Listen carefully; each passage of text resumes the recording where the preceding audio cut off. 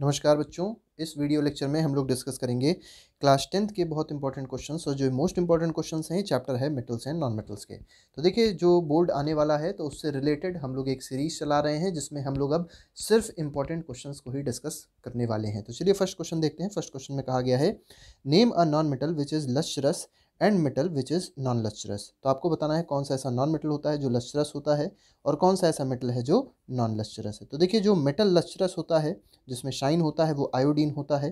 ठीक है, आयोडीन क्या है, एक नॉन मेटल है और साथ ही क्या है, लस्ट्रस है। लेकिन अगर एक मेटल देखेंगे जो नॉन लस्ट्रस होता है, ज़्यादातर मेटल्स, सारे के सारे मेटल्स कैसे होते हैं, लस्ट्रस होते हैं, शाइनिंग सरफेस होता है उनका। लेकिन लेड एक ऐसा आपको मेटल मिलेगा जो नॉन लस्ट्रस है। नेक्स्ट क्वेश्चन देख लेते हैं, why are electrical wires covered with PVC. PVC का फॉर्म होता है पॉलीविनाइल क्लोराइड। ठीक है, तो आप लोग ने देखा होगा इलेक्ट्रिकल वायर्स पे कोटिंग होती है। तो आपको बताना है ये कोटिंग क्यों होती है पीवीसी की। तो पीवीसी की कोटिंग सिर्फ इसलिए करी जाती है क्योंकि हम लोग को इलेक्ट्रिक शॉक ना लगे जब हम लोग वायर को क्या करें, टच करें। तो to prevent electric shocks we use PVC coatings. Next question देखते हैं। Next question is, give most suitable word for the following statements. तो आपको मोस्ट सुटेबल वर्ड बताना है फॉलोइंग स्टेटमेंट के लिए। फर्स्ट कहा गया है metal oxide which shows acidic as well as basic behaviour. तो ऐसे मेटल ऑक्साइड्स, तो पहले एक बात आपको ये बता देते हैं कि मेटल ऑक्साइड होते कैसे, इनका नेचर कैसा होता है। तो ज़्यादातर मेटल ऑक्साइड्स का नेचर होता है बेसिक। ठीक है, लेकिन कुछ आपको ऐसे मेटल ऑक्साइड्स मिलेंगे जो एसिडिक भी होते हैं, या ये भी कह सकते हैं कुछ ऑक्साइड्स ऐसे होते हैं मेटल या नॉन मेटल के जो एसिडिक भी होते हैं और बेसिक भी होते हैं। उनको क्या कहा जाता है, उनको कहा जाता है एम्फोटेरिक। मेटल ऑक्साइड बताने हैं जो एसिडिक बिहेवियर भी शो करते हैं और बेसिक बिहेवियर भी शो करते हैं। तो इसका आंसर क्या हो जाएगा, they are called amphoteric oxide. और बहुत अच्छा एग्जाम्पल है O3 का, एल्युमिनियम ऑक्साइड का। नेक्स्ट क्वेश्चन देखते हैं, इसका पार्ट बी है, iodine a shining non metal. तो आपको बताना है जो आयोडीन है वो एक शाइनिंग नॉन मेटल है। इसका मतलब क्या हुआ कि ये एक लस्ट्रस मटेरियल है। अभी मैंने आपको बताया था लस्ट्रस का मतलब क्या होता है, शाइनिंग। और जितने नॉन मेटल्स होते हैं वो ज़्यादातर नॉन लस्ट्रस होते हैं, लेकिन आपको आयोडीन एक ऐसा नॉन मेटल मिलेगा जो कैसा होता है, लस्ट्रस होता है। नेक्स्ट क्वेश्चन पे आते हैं। नेक्स्ट क्वेश्चन देखते हैं, name one metal and one non metal in liquid state at room temperature. तो आपको एक ऐसा मेटल बताना है और एक ऐसा नॉन मेटल बताना है जो कैसा होता है, लिक्विड होता है रूम टेम्परेचर पे। तो चलिए इसका आंसर देखते हैं। आंसर भी इसका दिया हुआ है। इसका आंसर बहुत सिंपल सा है। देखिए इसमें आंसर है, मरकरी एक ऐसा लिक्विड मेटल है। ठीक है, अगर आपसे पूछा जाए कौन सा मेटल है जो लिक्विड होता है तो आपको याद रखना है मरकरी होता है। लेकिन अगर आपसे पूछा जाए कौन सा ऐसा नॉन मेटल है जो लिक्विड होता है तो वो है आंसर ब्रोमीन। ठीक है, next question is, next name the ion made by non metals, cation और एनायन। तो देखिए आपको एक बात ये याद रखनी है कि जितने भी कैटायंस होते हैं, ठीक है, नेगेटिवली चार्ज आयंस, पहली बात तो आप याद रखिए। एनायन क्या होता है, निगेटिवली चार्ज आयंस। कैटायन कैसे बनता है, बाय लॉस ऑफ इलेक्ट्रॉन। ठीक है, जब कोई भी एटम अपना इलेक्ट्रॉन लूज करता है तो वो कैटायन बनाता है। और कैटायन कौन बनाता है, जो इलेक्ट्रॉन लूज करेगा। इलेक्ट्रॉन लूज कौन करता है, मेटल्स लूज करते हैं। तो मेटल क्या फॉर्म करेंगे, मेटल फॉर्म करेंगे कैटायंस। और एनायन कौन फॉर्म करेगा, नॉन मेटल्स फॉर्म करते हैं। तो आपसे पूछा गया कौन सा आयन फॉर्म होता है तो इसका आंसर हो जाएगा an ion. Next question is, write the chemical equation for the reaction taking place when steam is passed over hot aluminium। तो देखिए हॉट एल्युमिनियम था, इसके ऊपर जब स्टीम पास करी गई, स्टीम का मतलब कुछ और नहीं होता, स्टीम का मतलब पानी है, वाटर है, बहुत ज़्यादा गर्म फॉर्म में। तो इसीलिए देखिए वाटर होता है लिक्विड फॉर्म में, लेकिन यहाँ पे क्या लिखा हुआ है उसका स्टेट, गैसियस स्टेट लिखी हुई है। तो देखिए पूछा क्या गया है कि जब एल्युमिनियम को हम लोग पास करेंगे वाटर में तो क्या हो जाएगा। तो देखिए रिएक्शन बहुत सिंपल सी है। एल्युमिनियम की रिएक्शन वाटर से करी गई, Al2O3 जो कि एल्युमिनियम ऑक्साइड है वो बनेगा, और साथ ही साथ हाइड्रोजन गैस होगी जो लिबरेट होगी। ये बहुत सिंपल सी चीज़ है कि बहुत सिंपल सी रिएक्शन है। और इसकी बैलेंसिंग भी आप लोग देख सकते हैं। लेफ्ट हैंड साइड पे एल्युमिनियम के 2 एटम्स हैं, राइट हैंड साइड पे भी एल्युमिनियम के 2 एटम्स हो गए। अगर ऑक्सीजन देखेंगे यहाँ पे 3 एटम्स थे, और यहाँ पे अगर ऑक्सीजन देखेंगे तो 1 था, इसलिए यहाँ पे क्या लगा दिया, 3 लगा दिया। हाइड्रोजन देख लीजिए, LHS RHS पे कितना हो गया था। अब यहाँ पे देखिए जब यहाँ 3 लगाया हम लोग ने तो 3 2 6 हाइड्रोजन यहाँ हो गए, तो यहाँ पे भी हम लोग ने क्या लगा दिया, 3 लगा दिया, so that hydrogen also gets balanced. ठीक है, नेक्स्ट क्वेश्चन देखते हैं, name what is the name to given to electrons lost और गेन बाय एन एलिमेंट। ठीक है, तो जो इलेक्ट्रॉन लॉस होता है, ठीक है, या इलेक्ट्रॉन जो गेन होता है उसको क्या कहते हैं, that is called electrovalency. Next is, what happens when carbon dioxide is compressed in water at high pressure. देखिए बहुत सिंपल सी चीज़ है, कार्बन डाइऑक्साइड गैस है और इसको क्या किया गया है, हाई प्रेशर प्रोवाइड किया गया और इसको कंप्रेशन किया गया है किसमें, वाटर में। मतलब ये हुआ कि एक तरीके से कार्बन डाइऑक्साइड की और वाटर की रिएक्शन करी जा रही है। तो जब कार्बन डाइऑक्साइड की और वाटर की रिएक्शन करेंगे तो क्या फॉर्म होता है, फॉर्म होता है एक बहुत इंपॉर्टेंट एसिड जिसका नाम है कार्बोनिक एसिड। और ये कार्बोनिक एसिड कैसा होता है, ये एक वीक एसिड होता है, ये भी आप लोग को याद रखना है। नेक्स्ट पार्ट देखते हैं इस क्वेश्चन का। Next part is choose the amphoteric oxide among the following. आपको बताना है इसमें से कौन सा एम्फोटेरिक ऑक्साइड होगा। एम्फोटेरिक ऑक्साइड हमने देखा था जो जो प्रॉपर्टी एसिडिक भी शो करता है, बेसिक भी शो करता है, ऐसे ऑक्साइड्स को हम लोग एम्फोटेरिक ऑक्साइड बोलते हैं। ठीक है, तो इसमें देखिए अगर यहाँ पे देखिए मेटलिक ऑक्साइड है Na2O बेसिक होगा, ZnO ये कैसा होता है, एम्फोटेरिक ऑक्साइड होता है। ठीक है, इसके साथ Al2O3 भी कैसा होता है, ये भी एम्फोटेरिक ऑक्साइड होगा। CO2 अब देखिए ये नॉन मेटेलिक ऑक्साइड है क्योंकि कार्बन क्या है, नॉन मेटल है, और नॉन मेटेलिक ऑक्साइड कैसे होते हैं, ये एसिडिक होते हैं। ठीक है, इसके बाद H2O कैसा है, तो ये आप सोचेंगे ये भी नॉन मेटेलिक ऑक्साइड है, लेकिन ये कैसा होता है, H2O मतलब पानी, पानी कैसा होता है, न्यूट्रल होता है। Next is state 3 reasons for the following facts. आपको बताना है सल्फर एक नॉन मेटल है, आपको पता होगा, मैग्नीशियम एक मेटल है, ये भी आपको पता होगा। आपको बताना है 3 रीज़न बताने हैं जिसकी वजह से हम ये कह सकते हैं कि सल्फर क्या है, एक नॉन मेटल। तो इसकी कुछ फिजिकल प्रॉपर्टीज़ के हिसाब से देखिए बताया गया है। तो पहली फिजिकल प्रॉपर्टी जो हम लोग देख सकते हैं sulphur is a non metal की, वो है because sulphur is poor conductor of heat and electricity. तो सल्फर क्या होता है, पुअर कंडक्टर होता है हीट इलेक्ट्रिसिटी का, और जितने नॉन मेटल्स होते हैं वो सारे के सारे क्या होते हैं, पुअर कंडक्टर इलेक्ट्रिसिटी के। आप लोग कमेंट बॉक्स में लिख के जरूर बताइएगा कि कौन सा ऐसा नॉन मेटल है which is good conductor of heat and electricity, क्योंकि ये ना ही मैलिएबल है और ना ही डक्टाइल है, जबकि मेटल जो होते हैं वो मैलिएबल भी होते हैं और डक्टाइल भी होते हैं।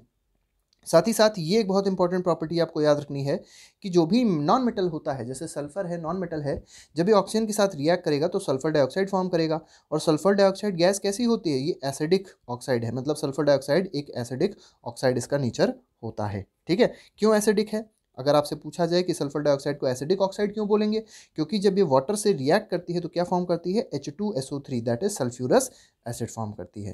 ठीक है, इसके बाद देखिए एक चीज़ और पूछी गई थी, हमसे पूछा गया था मैग्नीशियम को हम लोग मेटल कैटेगरी में क्यों रखेंगे। तो मैग्नीशियम मेटल की कैटेगरी में सिंपल सी बात है इसलिए आएगा क्योंकि मैग्नीशियम एक गुड कंडक्टर होता है हीट इलेक्ट्रिसिटी का, मैग्नीशियम मेलिएबल भी है, डक्टाइल भी है। लेकिन यहाँ पे तीसरा स्टेटमेंट जब आप देखेंगे, तीसरा पॉइंट जब आप देखेंगे, इसमें कहा गया है मैग्नीशियम की रिएक्शन जब ऑक्सीजन से होती है तो क्या फॉर्म होता है, मैग्नीशियम ऑक्साइड फॉर्म होता है। और मैग्नीशियम ऑक्साइड कैसा होता है, बेसिक नेचर का होता है। और कैसे हम लोग प्रूफ करेंगे कि ये बेसिक नेचर का है, बहुत सिंपल काम करना है। क्या करना है, मैग्नीशियम ऑक्साइड की रिएक्शन आप क्या कर दी, किससे कर दीजिए, वाटर से कर दिए, क्या फॉर्म हो जाएगा, मैग्नीशियम हाइड्रोक्साइड फॉर्म हो जाएगा, means MgOH whole twice will be formed. और ये MgOH होल ट्वाइस क्या होता है, ये एक बेस होता है। नेक्स्ट इज क्वेश्चन नंबर, बहुत इंपॉर्टेंट क्वेश्चन है यार, अभी इसको भी देख लेते हैं, पूरा क्वेश्चन आ जाएगा। A student was given Mn, Zn, Fe and Cu metals. देखिए कुछ मेटल्स दिए गए हैं, पहला मेटल है मैंगनीज, दूसरा मेटल है जिंक, तीसरा मेटल है आयरन, चौथा मेटल है copper. Identify which of them will not displace hydrogen from dilute HCl। मतलब अगर डाइल्यूट HCl के साथ रिएक्शन करी जाए तो किसमें हाइड्रोजन गैस रिलीज नहीं होगी। तो देखिए ऐसा मेटल होता है कॉपर। इन चार में से ऐसा मेटल कौन सा है, कॉपर है ऐसा metal which will not displace hydrogen from dilute HCl। ठीक है, नेक्स्ट बोला गया है will react only with steam to give hydrogen gas. तो देखिए आयरन इसमें से, इन चारों में से आयरन एक ऐसा मेटल है जो हाइड्रोजन से जब रिएक्ट करेगा, मतलब जब वाटर से रिएक्ट करेगा या स्टीम से जब रिएक्ट करेगा, वाटर नहीं कहेंगे उसको हम लोग, ये बोलेंगे जब ये आयरन जब स्टीम से रिएक्ट करता है तो क्या फॉर्म करता है, Fe3O4 फॉर्म करता है और हाइड्रोजन गैस लिबरेट करता है। ये याद रखिएगा कि स्टीम जब भी आपसे बोला जाए तो आपको ये जरूर लिखना है कि ये गैसियस फॉर्म में है, आपका उसका स्टेट जरूर लिखना जरूरी है, नहीं तो आपके नंबर कट जाएंगे। इसी में देखिए बोला गया है will give H2 with 5% HNO3। तो देखिए 5% HNO3 के साथ अगर रिएक्शन हो और H2 हाइड्रोजन गैस फॉर्म हो तो ये कौन करेगा, ये करेगा मैंगनीज। ठीक है, तो मैंगनीज एक ऐसा इंपॉर्टेंट मेटल है जो क्या करता है, जब HNO3 के साथ उसकी रिएक्शन होगी, 5% HNO3 के साथ रिएक्शन होती है तो क्या फॉर्म करता है, मैंगनीज नाइट्रेट फॉर्म करता है और हाइड्रोजन गैस रिलीज होती है। नेक्स्ट क्वेश्चन देखते हैं, क्वेश्चन नंबर नेक्स्ट है, इसमें क्या कहा गया है, नेम द फॉलोइंग। आपको बताना है किस मेटल का नाम यहाँ पर है। तो फर्स्ट क्वेश्चन कहा गया है a metal which is preserved in kerosene. तो केरोसिन में कौन सा मेटल प्रिजर्व होगा? बहुत सिंपल सी बात है, जो मेटल जिसकी मेल्टिंग पॉइंट, बॉइलिंग पॉइंट, ये कह सकते हैं इग्निशन टेम्परेचर बहुत ही कम होगा, बहुत हाई रिएक्टिव होगा, उसको हम लोग केरोसिन में स्टोर करते हैं। और वो कौन सा है? सोडियम है और पोटेशियम होता है। और लश्चरस कलर्ड नॉन मेटल, देखिए एक नॉन मेटल बताना है जो लश्चरस है, अभी हम लोग ने देखा था, इसका आंसर हो जाएगा आयोडीन। नेक्स्ट बोला है a metal which can melt. अब देखिए एक मेटल के बारे में बोला गया है which can melt while kept on palm. तो पाम अपने हथेली पर रखने पर कौन सा ऐसा मेटल है जो गल जाएगा, जो पिघल जाएगा, वो कौन सा होता है? वो गैलियम है। ठीक है, बहुत इंपॉर्टेंट क्वेश्चन हो जाएगा। नेक्स्ट कहा गया है metal which is poor conductor of heat. आपको बताना है ऐसा कौन सा मेटल होता है which is poor conductor of heat, मतलब जो हीट को कंडक्ट नहीं करता, तो वो है हमारे पास लेड। ठीक है, नेक्स्ट बोला गया है, नेक्स्ट क्वेश्चन में क्या है? Give two examples each of the metals that are good conductor and poor conductors of heat respectively. मतलब आपको दो एग्जाम्पल देने हैं किसके? मेटल के, जो गुड कंडक्टर भी होते हैं और जो पुअर कंडक्टर भी होते हैं हीट और इलेक्ट्रिसिटी के। तो गुड कंडक्टर में तो बहुत सारे एग्जाम्पल हैं आपके पास, कॉपर है, सिल्वर है, गोल्ड है, आयरन है, बहुत सारे एग्जाम्पल्स मिल जाएंगे। पुअर में अगर आप देखेंगे तो कुछ ही एग्जाम्पल मिलेंगे, जैसे लेड मिल जाएगा और क्या मिल जाएगा? मरकरी मिल जाएगा। मोस्ट इंपॉर्टेंट क्वेश्चन हो जाएगा।